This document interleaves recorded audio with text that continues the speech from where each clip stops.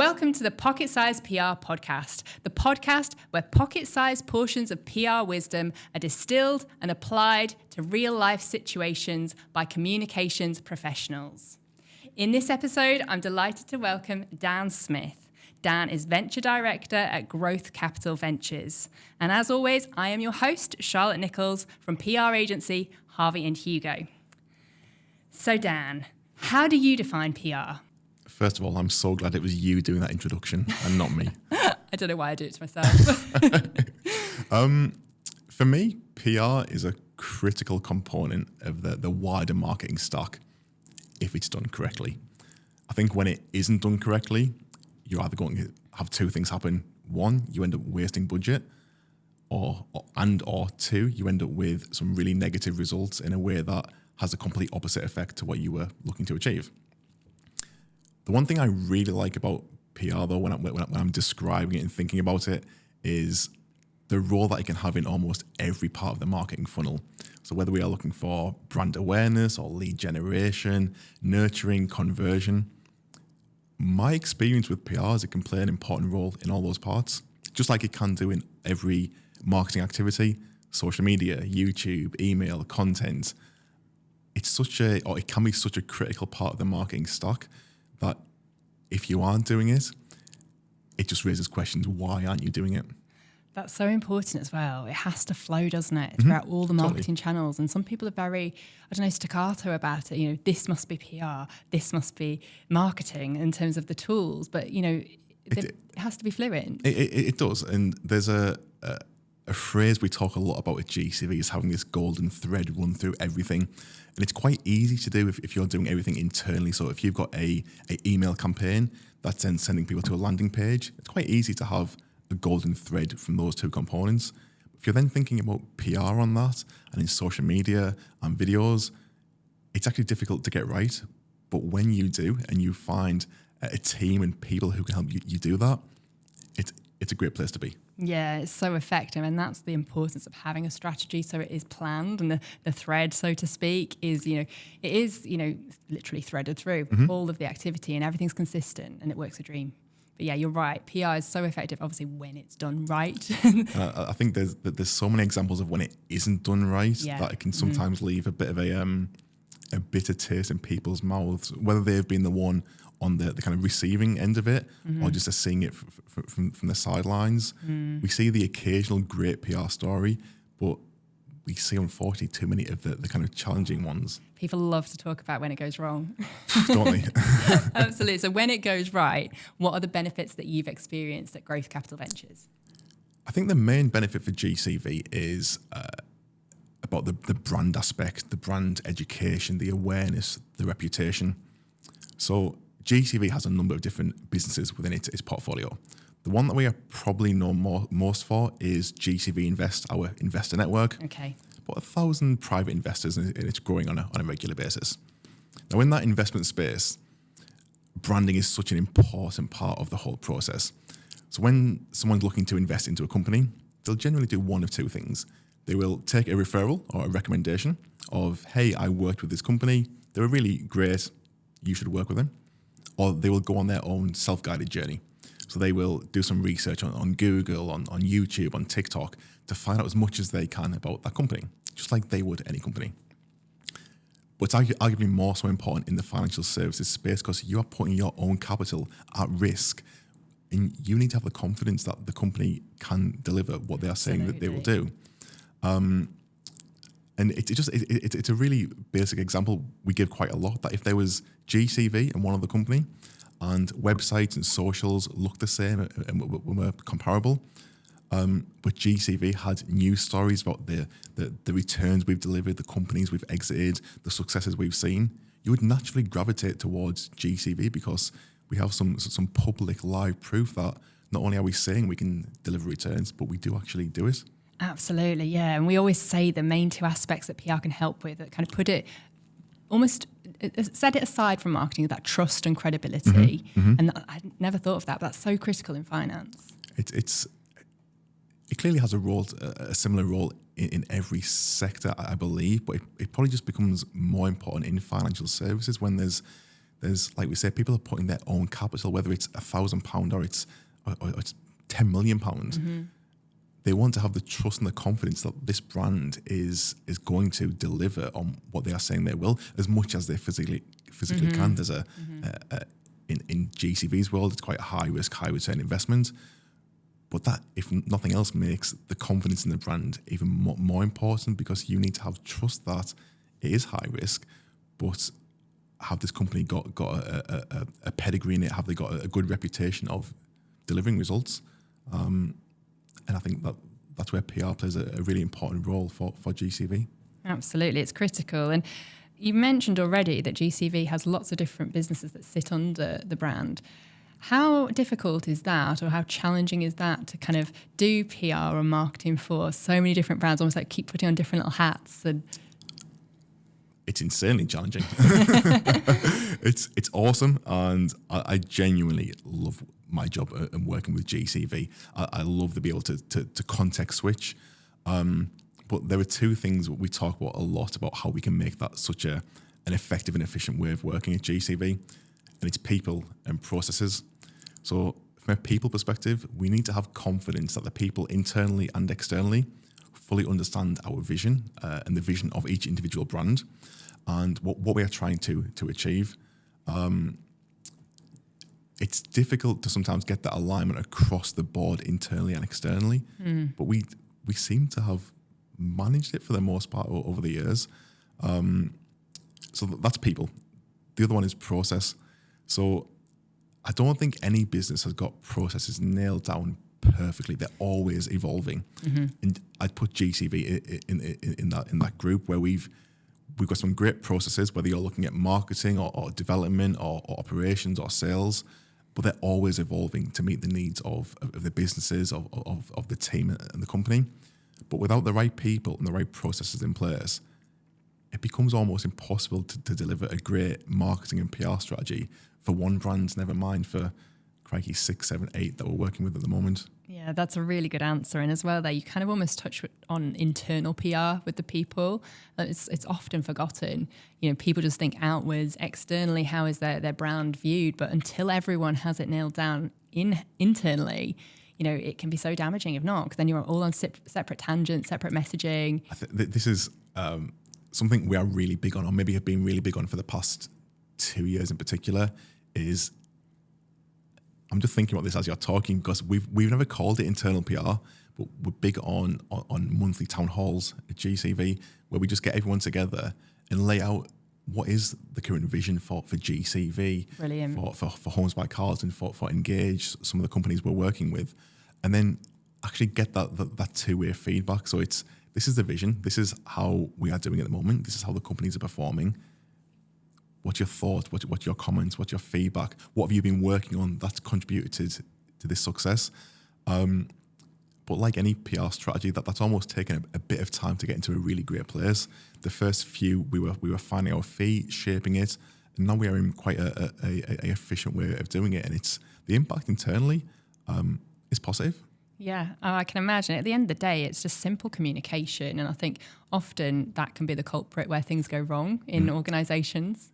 There are so many times where I've had this conversation where when things get challenging, and in the startup world, so GCV works with a lot of startup companies, it's rapid, it's fast paced, and people are sometimes working stupidly long hours. But when and things will go wrong at times, that there'll be something which just comes from left field and causes an issue. But when that happens, the last thing that should go is the comms, and unfortunately, it's often the first thing that goes. Yeah, you know, I guess we're all human. We totally are. Totally are. But you also work with a lot of international brands and some brands that are kind of headquartered in America. Correct me if I'm wrong. I just wondered, you know, how is PR perceived differently for the US brands you work with, and if so, how?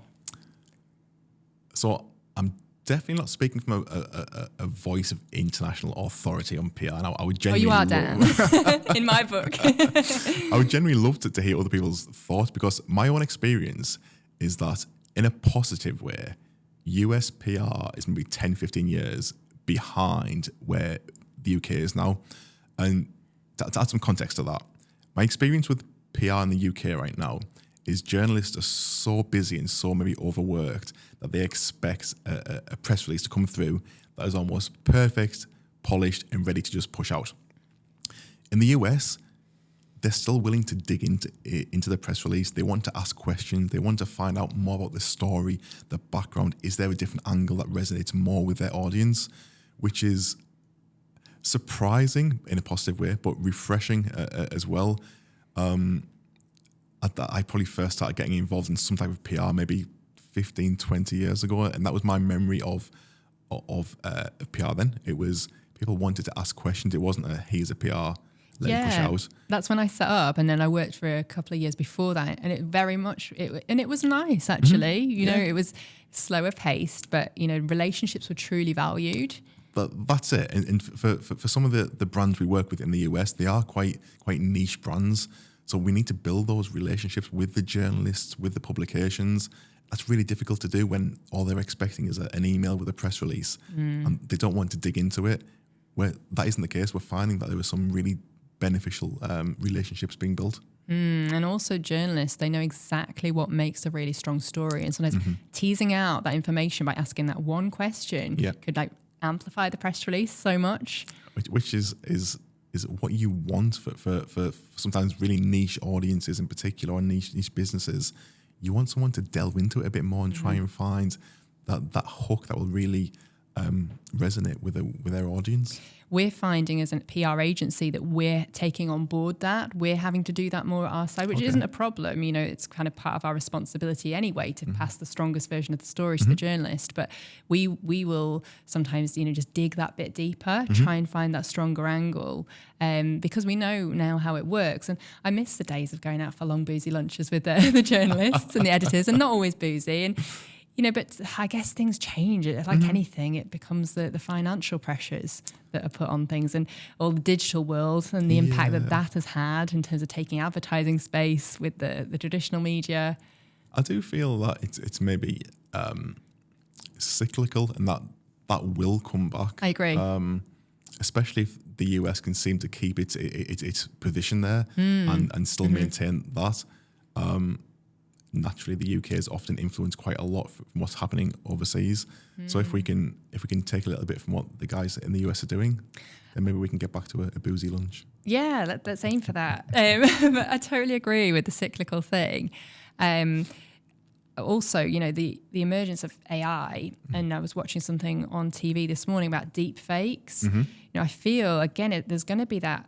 There's already the fake news aspect that social media brought out in the online world, but there's going to be so much kind of lack of trust and leaving the humans sat behind the screens wondering what is actually real. So, I could almost see us going back to face-to-face press conferences sometimes to figure, actually touch someone. Are you real? Are you a hologram?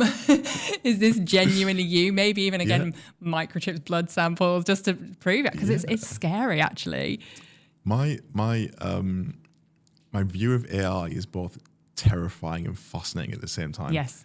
If I'm bringing it to a PR and a marketing perspective, when you first got the ability to use things like ChatGPT, maybe 18 months, 2 years ago, I was so against it. I was really vocal about it. My background's in content, so my very first kind of marketing role was writing content. So the thought of being able to ask a website to say, "Can you write me 1,000 words on laptops?" It terrified me. So that it would be bad quality content. It wouldn't be researched. It would see writers actually no longer needed. My view now is entirely changed, but that's only because I've started to use AI and things like ChatGPT in a way that I realise can be truly beneficial for what we do. So can ChatGPT write me an article that I would be happy to push out under my name? Probably not. It could do a great job of structuring it and giving me some guidance, but that's exactly what we are using AI for internally. It's about using it almost as a support resource. So when you are writing content and you hit that writer's block, ask ChatGPT to throw up a recommendation or a comment that you can build off. Can it condense a 40-page PDF and tell you where to cite certain things? Can it provide you with a few different sources to refer back to. That's where AI becomes really powerful for me, that this supporting role, as opposed to my original thought was everyone's losing their job, AI will just take over the world. I don't think that's the case. Yeah, it's amazing for research. I agree there. We have this debate regularly in our office, when new AI tools are brought out, and we've got some massive fans of it in the office and some skeptics as well. Yeah. And I kind of sit in between, but someone sent this beautifully crafted email and I was just like, did you use AI? And they were like, yes. He was like, yes, and there's no way I could write like that. And I was just like, but that's just the point, it wasn't authentic to you. The person receiving it will never know. But that when you're forming relationships, and so much of PR is about relationships, and you tend to know that person, if they suss that that's not you and that I just think less of someone. I totally get it. And this is probably for a whole other podcast, but I was reading something the other day where they were saying, someone became so reliant on AI to write their emails and their social posts. When they were met in person, they just couldn't converse. They couldn't back up what they were saying in emails on social media, because they were literally having ChatGPT lead their digital life. Totally. Which, okay, it could just be a one-off case, but if that ends up being what everyone's doing, that's a terrifying place to be. It's scary for the human brain, because it's been proven since sat-navs have come out, areas of our brain have shut down in terms of, and mine totally has. I don't think I had much of an area to start with in that place, but the apathy that develops, and that's why I think, and that's why another reason why we've launched this podcast, because you can hear, hopefully they can see we're genuine for now, and hear our conversations. It's real. Yes, we might stutter and stammer sometimes, and I actually like keeping that in because it proves that it's real. But yeah, just it's interesting, isn't it? It is, and I've gone from being a complete I hate it and I can't imagine this being a long-term thing that I would use, to actually being mega excited about what the future could hold for AI in a marketing and PR capacity. Yeah, true. I do. I think you have to. But changes are just happening so fast. I mean, are there any other trends you think that we should be embracing right now? I do love the use of AI in the right way, and I think that is something we'll do more of at GCV. On a particularly PR level, it feels like over the past few years, there's been a lot of, especially digital PR has been pushed out, and it seemed like it's been one brand, let's say cat food, and it's been secured to get a link for a laptop shop, and it's purely because the press release was pushed out because it seemed to be newsworthy, but the connection between the two just wasn't there, and there was no golden thread, and it was done for completely the wrong reasons. That seems to be decreasing over the past maybe 3 or 4 months. I seem to be seeing more genuine content being pushed out there from genuine brands who are embracing what their audience are wanting and thinking about the topics that are right for them to get more coverage, to get more awareness and insights, as opposed to just thinking, what will get me some press coverage here? Really good point, because all that clickbait stuff, it's so annoying, and it almost demeans what totally. You do as a PR professional. And if the AI and the more educated AI softwares can detect what's authentic and what what's not being, what's genuinely has value to people, then that's a positive. Undoubtedly. Sure. But it's good to notice. I didn't notice that, so it's good to know that you think that's happening. I think it is, and there were some great examples which I can definitely share afterwards to kind of explain that. Brilliant. How do you monitor your PR efforts at GCV? We look at PR on a few different ways and probably monitor a few different aspects. So we have some tools that will allow us to monitor brand awareness, brand mentions in things like YouTube and social media. One of the things we often come back to a lot is the brand searches in Google. So we'll use Google Search Console to look at how many people are searching for the GCV or one of our portfolio brands each month, and has that increased? Because clearly PR can be great, and there can be a really tangible output if you can get a digital PR piece with a link involved and people are clicking back to your website. We can see where that's come from. Other than that, it can be a bit more difficult to actually attribute the PR success to some activity. But brand mentions are probably a great example of that. if someone's seeing the GCV brand out there in a local press article, chances are they are searching for it afterwards. And if we can monitor that, then I feel like that's a great indicator of success of PR. I love that. It's using something so simple. There's so much kind of really expensive PR monitoring tools, but something so simple like that, where, like you say, they really are. You can see that they've absorbed the brand name. They're searching for it. I love that. That's it. Well, we've tried a few other things. We've tried things like QR codes on a few bits of content we've pushed out, which again are great for to track things.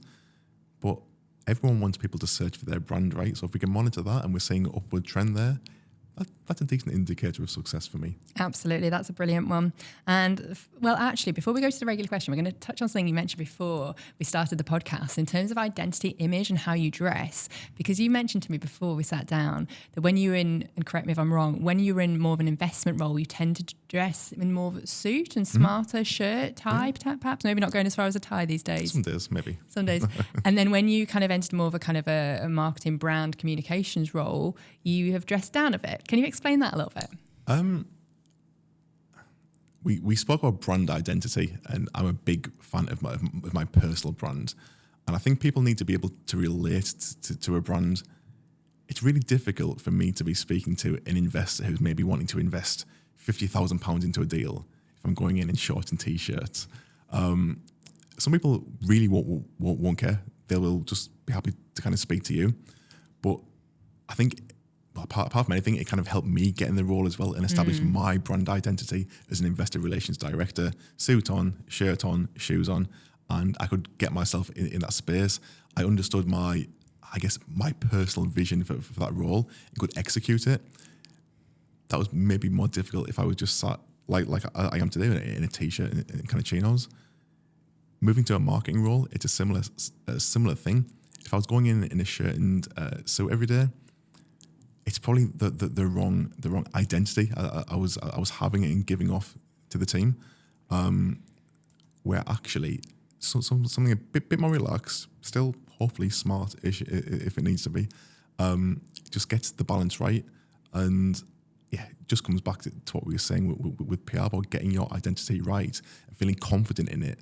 Because if you have it right and feel confident in it as a brand, that's probably one of the biggest obstacles to get over when you're trying to actually distribute it and use or do it internally or use an agency or a freelancer to help you do that. If you don't understand your identity, it's really difficult for anyone else to do it as well. Yeah, that's such a good point. And it is, managing the outward perceptions of you, but also your internal perceptions and how you dress reflects that. And it's that's it. I mean, this is maybe stupid, but even at home, I will dress according to the kind of role that I'm in. So if I needed to have a financial meeting, for example, I would generally put a shirt on. It just helps me get into that role a bit more, which could be nuts compared to. It's just interesting from a psychological point of view, isn't it? And we'll have to go on to the final question now because time is against us. But what is your top PR tip that you'd like to share? Find a company or someone who can fully get your brand and is willing to get under the skin of it and find out the details, and then just hold on to that person or company. There are so many, it's so challenging to find someone who can fully represent your brand when you're talking from a PR perspective. When you do find it, I just do not let them go, because they will be so hard to replace. Agree, and almost to link it back, that they're worth their weight in gold for that golden thread that you need. Yeah. Totally. Brilliant, thanks Dan. Thank you. Nobody can do business with you if they don't know about your business. But nobody will do business with you if your business's brand doesn't have trust and credibility. PR is the secret sauce in the marketing mix that can help achieve this and so much more. If you're interested in how PR can help your business, contact Harvey and Hugo, harveyandhugo.com, or email info@harveyandhugo.com.